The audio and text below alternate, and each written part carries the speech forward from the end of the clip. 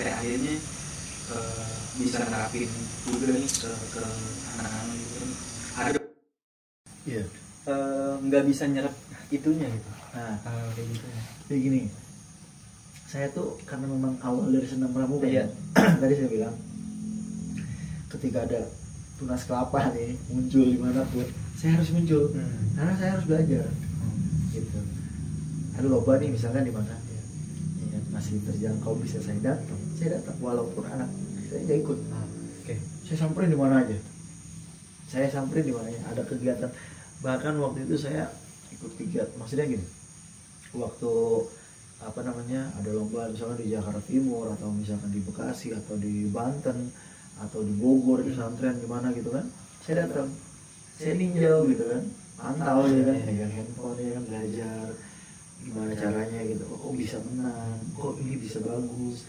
Ternyata kita ngobrol-ngobrol sharing sama pembinanya, oh ternyata tuh lomba tuh belajar anak-anak tuh ada grade-grade-nya dari A, B, C, yang belajar semampu atau maksud kan. Latihan pertama tuh seperti ini, latihan kedua naik seperti itu harus latihannya, latihan ketiga itu harus seperti ini, harus naik lagi tingkatannya kayak gitu latihannya. Jadi di situ ada step-stepnya yang saya pelajari di setiap lomba itu, setiap ada pertemuan pramuka, saya sama setiap ada kegiatan pramuka tuh saya sama. Bahkan saya 2011 tuh Jambore Nasional itu di Palembang itu saya naik motor berdua tuh, 2 motor berempat ke sana dari sini. Bukan jadi peserta? Bukan. Cuma pengen tahu kegiatan nasional itu gimana. Bahkan waktu 2010 kalau nggak salah, dia ada seleksi Jambore ASEAN di Jawa Barat. Acaranya di Singapura 2010 di Singapura 2010 atau 2011 gitu. Terus di Jambore Nasional tuh. Terus seleksi kan di Depok nih menurut saya nih ada 2 putri 2 putra 1. Nah ketika seleksi di Depok waktu itu di Depok ada berapa 11 sekolah ya gitu ya yang ikut seleksi ya kan, ikut seleksi.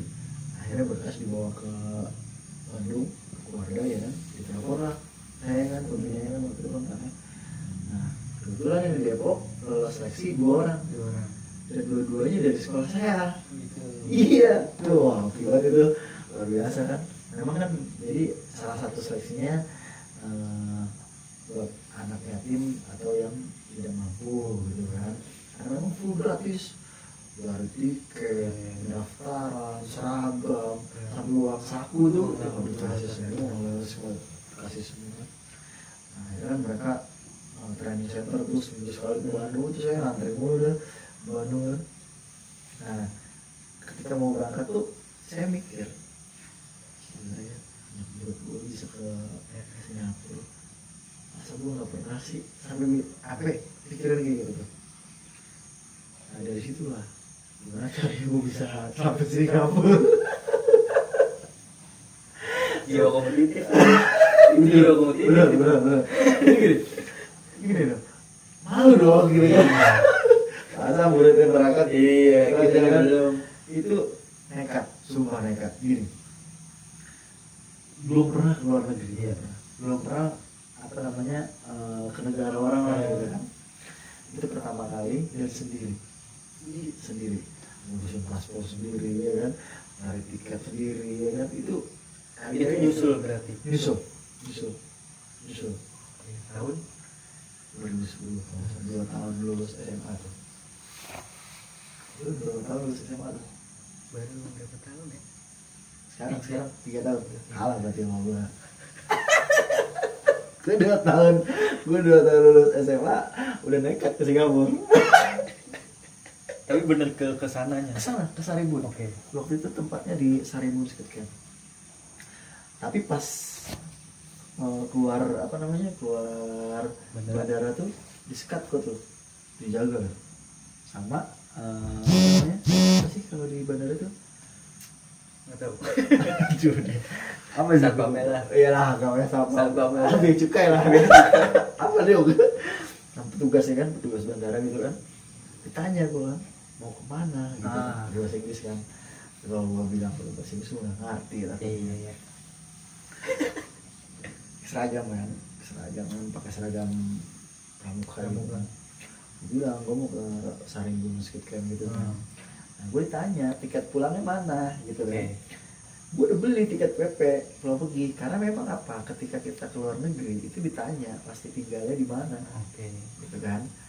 Nah pulangnya kapan gitu kan. Nah ketika gue sampai di bandara itu gue dicek. Nah waktu itu gue selipin tiket perginya doang di paspor gue dan tiket hotel biasanya kan harus ada gitu kan, ada kan tiket tinggal kita di mana. Sedangkan Saringbung Skate Camp kan hutan. Nah jadi gue lagi ngobrol pas udah selesai. Nah pas banget teman gue nyampe, ada tuh kenalan, anak pramuka dari SMP berapa gitu kan, binanya tuh temenan kan, wah lu ikut tuh dia. Nah tuh akhirnya kan jadi intinya temen gue bilang gini, oh ini teman saya gitu kan, jadi dia bareng sama saya gitu. Akhirnya udah tuh gue keluar, lolos dah keluar ya kan, ikut bis lah tuh bareng ya, kok itu oke banget lah pokoknya. Ikut bis bareng dia langsung ke Saringbung, langsung ke tempat camp itu kan, Saringbung Skate Camp. Nah sampai sono ya udah lah berbaur ya kan, jadi inilah apa namanya, Romli. Gue gak ngerti Romli loh dulu, apa kan rombongan liar ya. Ternyata di sana tuh ada yang namanya visitor resmi. Gue belum ngerti lah, itu kebodohan gue mungkin ya, nggak mau nyari tahu gitu kan. Itu salah satu kebodohan gue lah waktu itu kan, nekat. Tapi ya mungkin karena memang dari situlah gue jadi tahu banyak lah, karena kita kan kalau nggak pernah nyobain, nggak pernah mencoba, nggak bakal tahu gitu kan. Nah disitulah ternyata ada bahasa rombongan liar. Waktu nyampe itu jadi gini, ada ketemu sama apa namanya, kayak pengurus acara gitu kan, delegasi kontingen dari Indonesia gitu kan. Indonesia kan sekitar berapa ratus gitu, 300 orang kalau nggak salah itu dari Indonesia kan. Gue ditemuin lah kan gitu kan, kamu kenapa nggak daftar, gue tanya gitu kan. Gue takut lah, pokoknya gue takut kan, gue di negara orang kan dibilang nanti ada polisi gini. Oh dia bilang gitu dia, pokoknya dibilang gitu kan. Bingung kan, gue gak berani keluar tuh di barak gitu kan, gue berani keluar. Itu berangkat hari Jumat. Oh itu udah masuk Saringbung, udah tempat camp. Jadi gue roti itu di tas itu satu sama air aqua tuh gue gak berani keluar seharian tuh. Dari pagi hari Jumat gue baru keluar itu hari Sabtu sore. Udah lapar banget, itu berani karena lapar. Berani karena lapar. Udah bingung. Uang megang ini deh. Ya udah kak, saya bayar jadi visitor tuh. Itu lu bisa sekarang, visitor tuh hari kelima kalau masalah gitu. Wah gimana ya kan, nggak mau nih kan, kita ditakut-takutin gitu kan, ditakut-takutin nggak tahu gimana. Gue masih bocah kecil kan, yang nekat. Tapi tiket pulang punya ya kan, ada lah gitu kan. Tapi di sini emang ada teman kan, tapi nggak ketemu tuh, mencar gitu kan. Kita di mana aja kan, nekat keluar, set.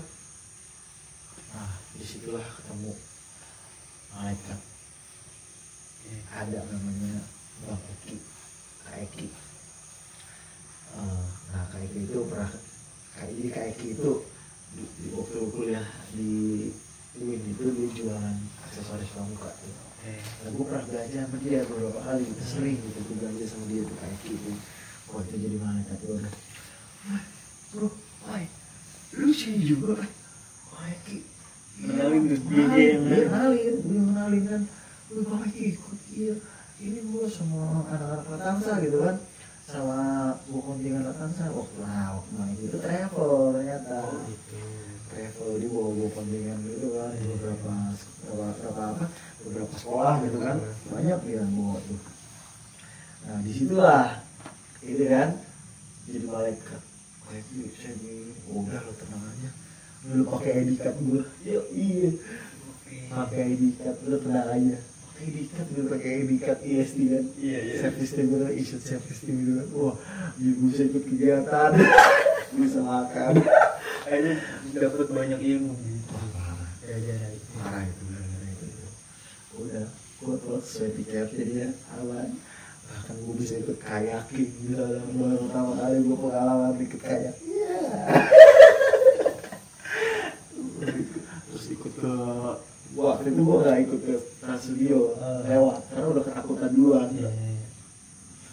Tapi di rumah itu emang kepikiran bakalan sampai ngikutin acaranya apa udah naik nggak tahu, nggak ngerti acaranya apa, nggak ngerti. Kan gini, kan tadi gue bilang pondok tuh beda kan sama di luar itu kan, nggak di pondok tuh nol banget kalau sama administratif itu kan nol banget. Nah dari situ gue belajar administratif itu kan penting ternyata, birokrasi itu kan penting ternyata gitu. Banyak lah, paham lah di situ lah, banyak lah kayak itu kebodohan yang jahil lewat. Ternyata tuh gue ke Singapura, negara orang tuh kayak bunuh diri kalau ingat sekarang tuh. Sendiri gak, tujuannya tuh gak jelas kan, cari musik gitu. Maksudnya kan. Dan gue nanya bis itu kan apa namanya, nanya taksi gitu kan, cari musik itu gak tahu gitu kan di mana kan. Walaupun kan Singapura kecil gitu kan, tapi gak tahu. Nah di sana ternyata banyak kan orang taunya jalan. Jalan. Wah, kocak. Gue takut-takutin gitu orang keluarga gitu kan, apanya lah. Gue sampai berdiri-diri sedih gitu, takut gitu kan. Ikut negara orang. Soalnya gini, di waktu itu kan gue ingatnya tuh horornya gini. Mamang kan waktu itu kan pernah kerja di luar negeri gitu kan, buang minyak goreng di got. Dia kan kerja di restoran gitu kan, minyak goreng di got itu di penjara 3 minggu itu di Jepang gara-gara gitu. Gue inget diikat gini kan, gue inget itu siapa yang nolongin nanti kan gitu, inget itu tuh parah itu. Kalau berani keluar itu pas ketemu itu kan, akhirnya karena lapar ya nekat ya kan keluar. Tapi itu nggak lama itu keluar tuh nyari pertama keluar tuh nyari murid tuh, nyari murid kan di situ kan.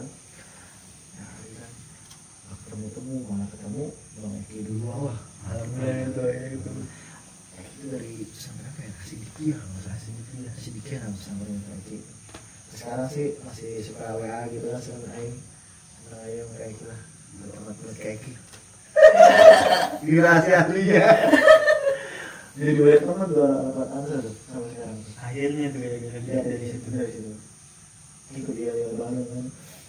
Saya masih nyala. Masih. Oke. Siap. Makanya kan waktu itu bilang ke Palembang, siapa yang pernah ke Palembang? Gak ada yang pernah ke Palembang ya kan. Naik motor itu kita tidur di pom. Masa gini ya, masa Singapura sampai ke Palembang negara sendiri gak songong kan.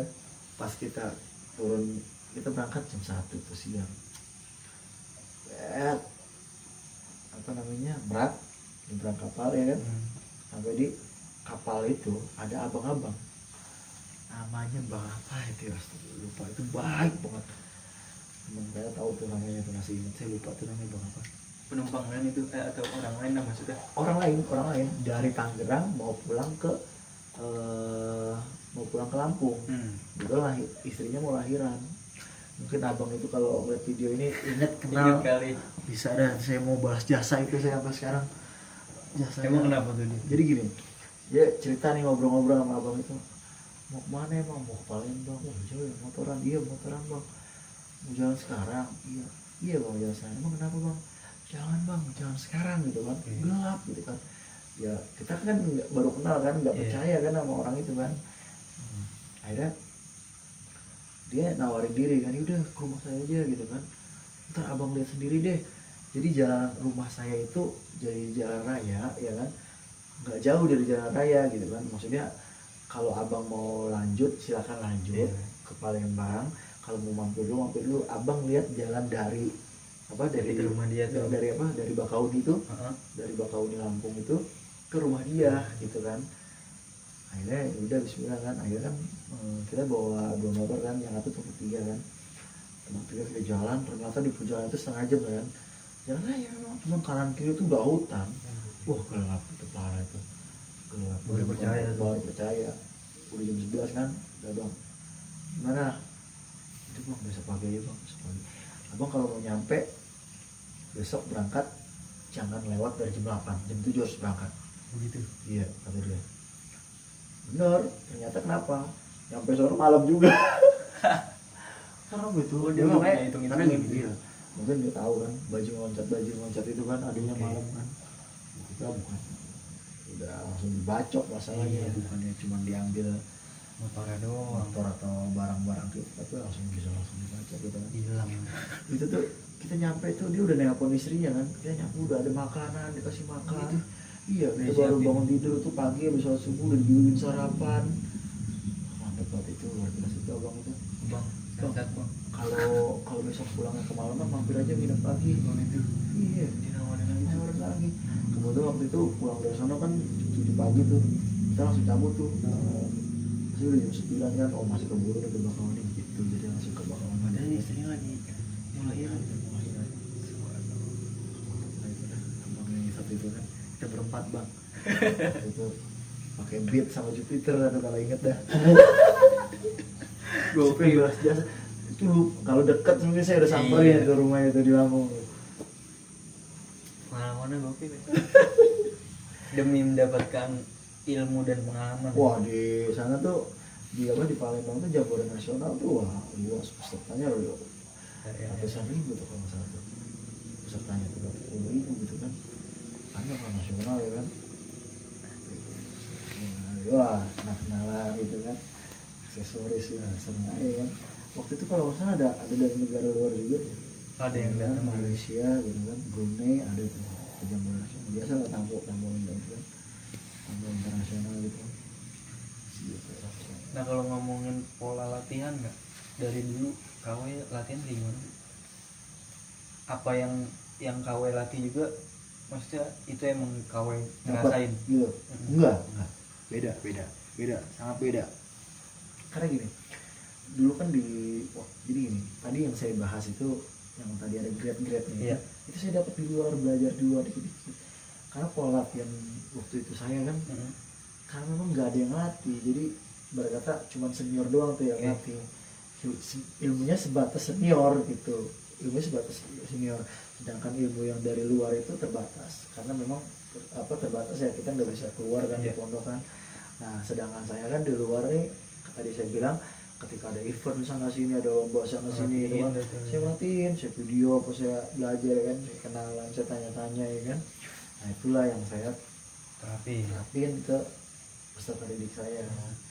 Gitu. Makanya dapatnya tuh lebih cepat dibanding sama yang saya dapat dari sekolah dulu. Iya.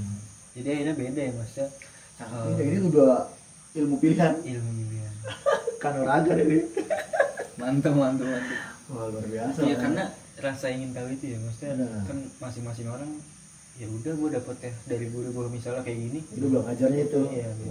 Kan dulu nggak ada step. Iya. Saya bawa step.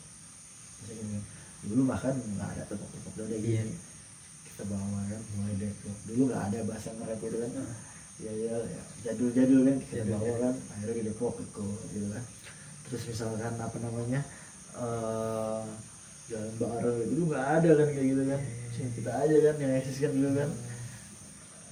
Deadlock mulai ada gitu. Makanya lucu aja kan ketika anak-anak saya bilang lomba yel-yel tuh gak lama-lama 3 menit gitu kan, ada yang protes misalnya, kak itu lomba yel-yel dikit banget kak 3 menit ya kan, kamu mau berapa menit kak, 5 menit kak, 10 menit gitu kan, banyak nih soalnya yel-yel gini ya kak, kakak tampilin yang terbaik aja 3 menit ya, pokoknya menang deh, syaratnya 1 kak, yang pertama gak boleh saya tahu tuh yel-yel.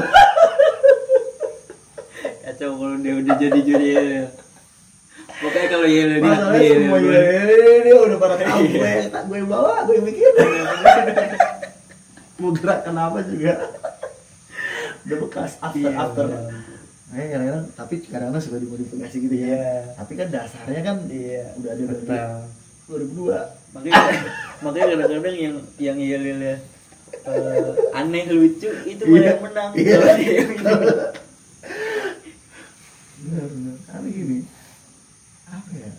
Udah gak usah lama-lama ya kan, itu kan ini aja kan hiburan aja kan.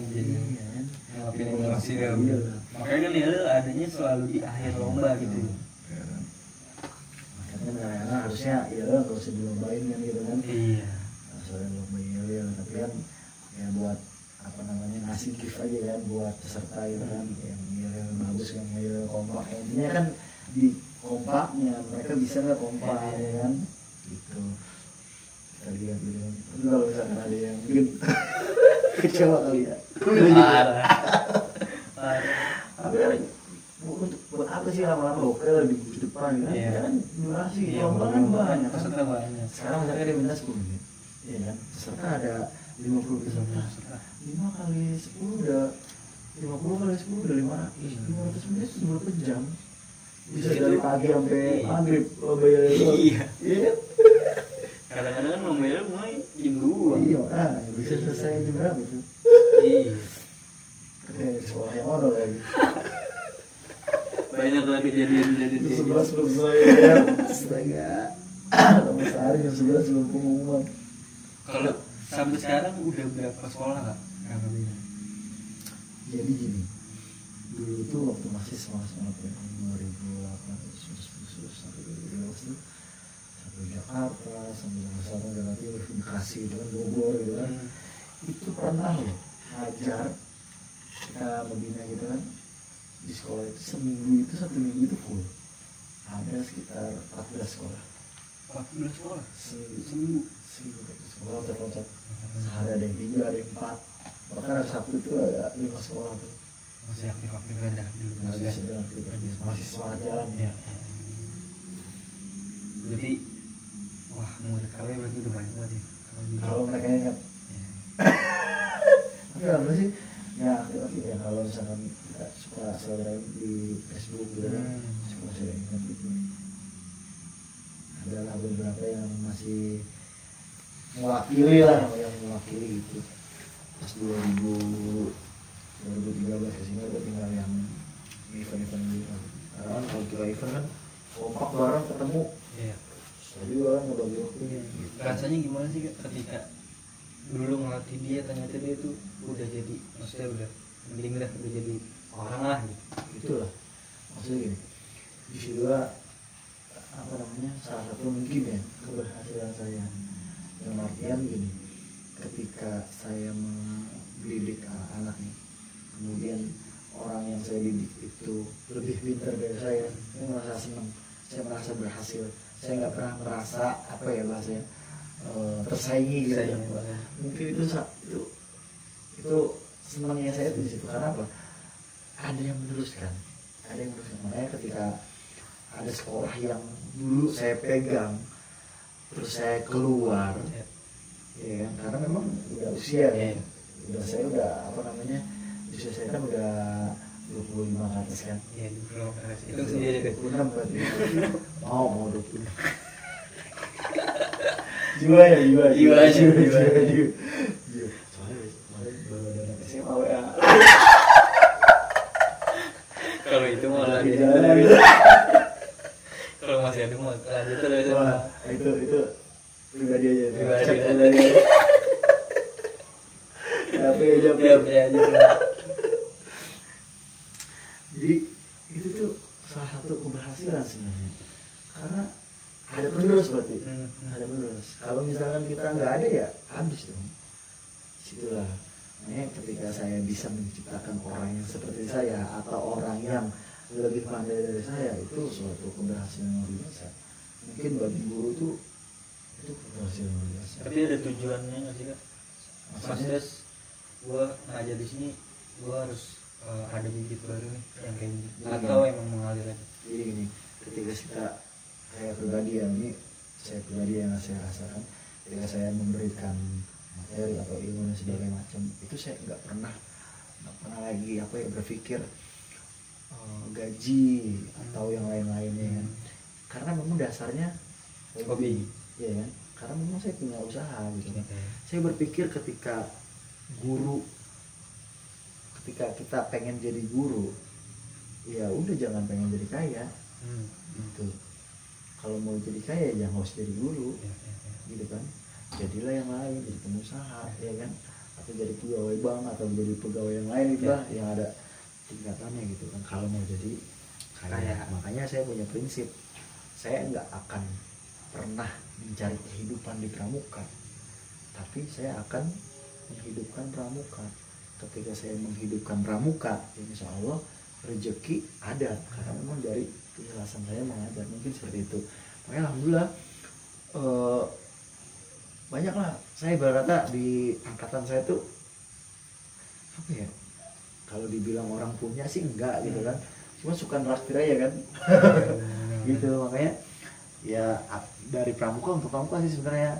Jadi ketika saya dapat uang misalkan dari pramuka, berkata salary lah atau gaji kan, hadiah gitu kan dari sekolah, ya saya habisnya ya buat anak-anak aja gitu, buat lomba atau buat bikin beli aksesoris yang tadi saya bilang, ada yang bayar ya silakan, enggak ya nasib gitu. Gitu, pokoknya semuanya nggak pernah lagi di hubungkan dengan materi sih, karena memang prinsip saya seperti itu. Kalau mau jadi guru ya udah jadi guru, memang semuanya ikhlas beramal. Lain madrasah ya. Madrasah. Makanya saya tuh nggak bisa gitu kan, ketika saya ngajar saya nggak punya uang gitu kan, saya harus ngakalin murid dong. Ayo beli LKS, ayo fotokopi, saya nggak mau tuh. Mau dapat nilai bagus gak?